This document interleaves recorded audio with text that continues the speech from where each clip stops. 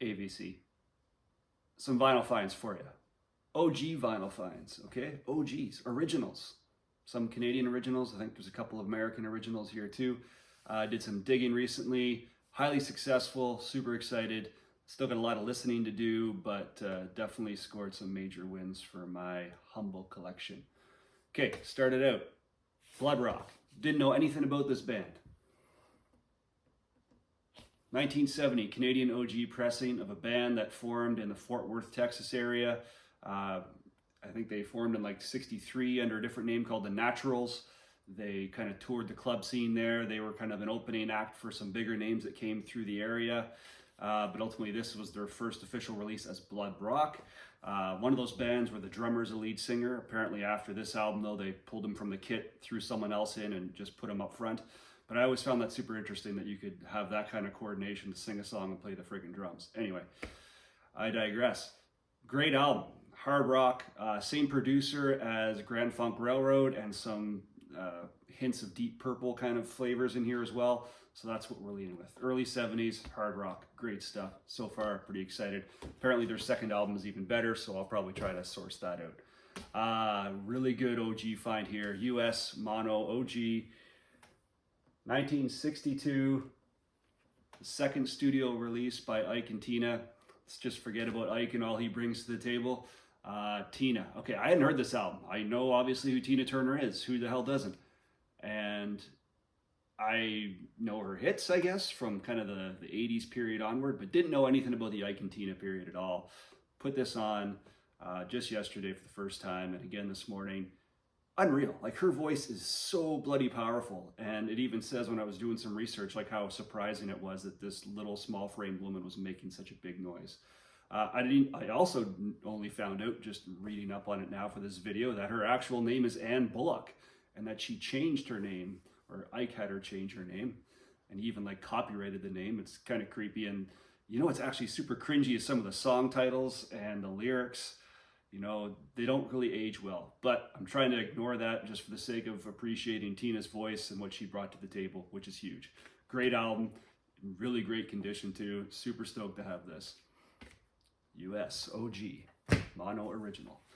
Okay, I may have mentioned before on videos that I'm really trying to get in a very late arrival to David Bowie, but nonetheless, I've found a honey pot of those albums, and this was the next one that I brought home. 1977 Canadian OG on RCA. This is the 12th studio album, composed on the spot. Okay, so this is what I was reading about Bowie's album, in this case, this album in particular. A lot of the music was done beforehand. Musicians, everyone leaves the area. Bowie comes in. I'm oversimplifying here, but you get the point. Music came first. Then Bowie stands at the mic and Bowie just starts spitting out lyrics. Like maybe he had some stuff written down, maybe he had some ideas, but by and large, it seems to be a consensus that Bowie goes to the mic and puts the lyrics to the music after the fact, and that he really didn't know exactly what he was doing, but somehow it bloody well works out. This was started by him after he had just finished work helping Iggy Pop on Lust for Life, which I thought was pretty cool. It's the second in what they call his Berlin trilogy, where there's 3 albums that were recorded in or around Berlin. I think this might have been the only one that was entirely recorded in Berlin. I could be wrong on that. But anyway, an interesting time period. You know, what I was reading was basically describing how close he was, like 500 yards the recording studio was from the Berlin Wall, and how that may have impacted the sound or the feeling of the album.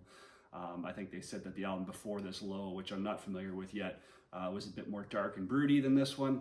Nonetheless, whatever the atmosphere was at the time, it's a great album. The title track really is my favorite song on this, but there's some great instrumental stuff as well I'm pretty stoked on.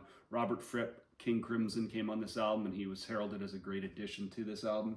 Brian Eno. So I had heard Brian Eno's name mentioned before, didn't know much about him except that he was just kind of well-respected, Roxy Music and all that. So you're reading up on Wiki about this album, and it sounds like there's something called oblique strategy cards. So Brian Eno, being this producer guy with all these great ideas, it sounds as though he comes into the studio with like a deck of cards. One person likened it to like the Monopoly chance cards, and just has like a word or a phrase or something on the card. The artist, Bowie, picks the card, looks at the word, and kind of develops something from that word. So it's supposed to be something to kind of spur on some creativity. In any event, it obviously worked. Kick-ass album. Glad to have this. Plays clean. Pretty good stuff. CCR. 1969. Canadian OG on the Fantasy label. This is their 4th studio album. The 3rd studio album they released in 69. August, they're playing Woodstock. I think Green River comes out after that, or maybe just around that time. And then this comes out, I think, in October or something to that effect. So really glad when I saw this. Clean copy, again, in the original. So I'm kind of stoked that I have something so clean from so long ago. Yeah, so obviously the big hits on here, Down on the Corner, Fortunate Son. Actually, it was a lot of, you know, when you're reading up on this band, you really start to appreciate how much tension was in the group, how controlling kind of Fogerty was, and how the record company and some of the guys in the band were like, well, actually, I think the guys in the band were like, I don't want to release all these great hits as a single and a B-side, because in the case of this, it was like Fortunate Son, I think, was the B-side to Down on the Corner, or vice versa, something like that. Anyway, Fogerty defending it, whatever. There was a lot of drama in the band as they kind of progressed. They got more successful, and Fogerty got a little more controlling, and then the band kind of didn't really like that too much, as it usually happens. Anyway, so Cotton Fields, Midnight Special on here, great songs. I was glad to see those because I know those from the Lead Belly. I think Midnight Special is more of a traditional song, but I think Cotton Fields is Lead Belly's own song. So pretty cool. And some of the deeper cuts. And I think, yes, Craig Danger, the vinyl record player, actually recently talked about CCR and kind of alluded to the deeper cuts of their catalog. And so a couple of songs I didn't know on here, I was like super stoked to hear them. I was like, shit, this is really good stuff. So always great to have CCR in the collection. Needed to fill that hole. I was pretty excited to see this. This is a 1961 USOG, Rudy Van Gelder pressing. Unfortunately, it plays pretty darn dirty. At least side A is like pretty fuzzy the whole way through, and I've ran it through the Humming Guru like 4 times already. It is what it is. I'll hold on to it anyway. It's a pretty good piece of history. Recorded in 1960, released in 61. King Curtis is on the sax on this. When I saw his name in the credits, I was like, oh, that's a familiar name, so I had to look him up. And he was the guy that did the sax on Aretha Franklin's Respect, and a whole bunch of other stuff too. He was just kind of all over the place as a session musician. So there's some pre and post-war recordings by this guy. He's a piano-based blues musician. Really incredible stuff. A lot of talk about his style and how influential it was out there, his style of playing the piano. So he worked, it's a really cool story too, when you learn about these old blues guys and how they kind of went around the area, how the hell with segregation and all the racial tensions, how they were able to get their music out there and the circuits they played on. And I failed to mention that with the Ike and Tina stuff, how they would play the Chitlin circuits. And then in this guy's case, they would, you know, just doing work camps up and down the Mississippi River, just trying to get out there and play music for people to enjoy, right? So really good history lesson here, reading up on this album, really enjoyed it. But yeah, anyway, so it's on that Prestige Bluesville label, which so many other artists are on. Like I think I have a Lightning Hopkins album from that label.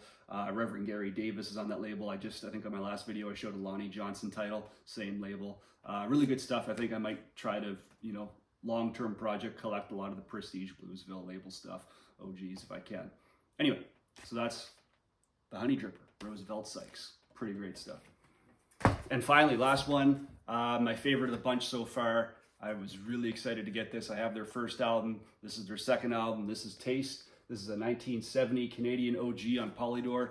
Again, their second album, blues rock. If you don't know Taste, you might know Rory Gallagher. He's the lead dude in this. Amazing guitar player, has done lots of solo work after the Taste project because he left the group after this second album. He took off and did his own thing. Another example of a band with a lot of tension where Rory was kind of the lead guy and people were starting to say, hey, look, we want some credit too. And then Rory just got out and did his own thing. Incredible album, and heralded as a really good example of blues melding with jazz a little bit too. So he's got a lot of jazz guitar flair on the album, which, you know, if it's not your thing, jazz, well, this is actually a good little kind of intro to what that can be like when you mix the two flavors together, right? So Taste, if you didn't know, formed in Ireland, so an Ireland band in '66, moved to the UK in '68. and they developed, I think Rory picked up a new rhythm section, and then essentially they were signed to Polydor, and that's when they put out these 2 albums, right? So Taste, self-titled. I don't know if I showed that already or not in another video, but anyway, on the boards, Taste, the second one. Okay, so that's it, VC. That's 6 albums there that I recently acquired, all OGs, pretty decent shape for the most part. Excited to have them, excited to spin them. They've been awesome. Yeah, I guess that's it. Spin it often, spin it loud. Thanks for sticking around.